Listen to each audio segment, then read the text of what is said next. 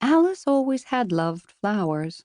There was something about the blend of colors, the hidden roots, the twisting petals as they unfurled in the sun one by one, a symbol of femininity, how that which is delicate can also be strong.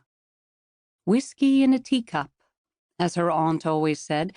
Well, her aunt and Reese Witherspoon, but honestly, Aunt Charlotte had been saying that way back when Reese was still filming Sweet Home Alabama. Alice swept petals from the floor, beautiful yet fragmented evidence of the fullness the day had brought. She'd been running the Prickly Rose, a customizable bouquet shop on Magazine Street, alongside her aunt for several years now, and Valentine's Day always left plenty of cast-off remnants.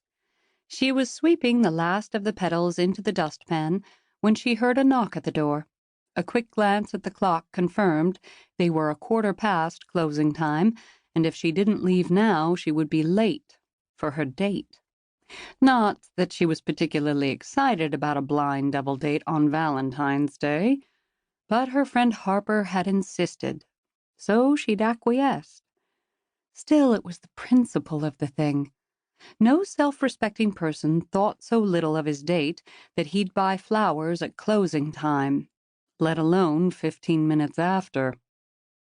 Alice was just about to check the bolt on the door when her aunt buzzed past, placing a hand on each side of her own face to get a better look through the wrought iron. She glanced at Alice over her shoulder.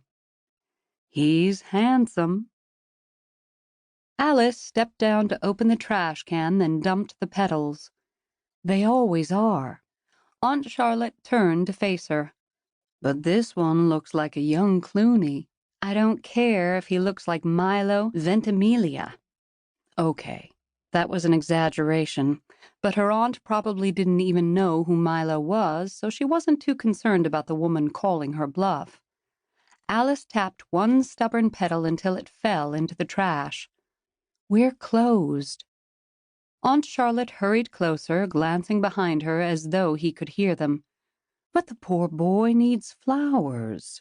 It's Valentine's Day, Alice. Couldn't you have a little heart?" "I see what you did there with the pun."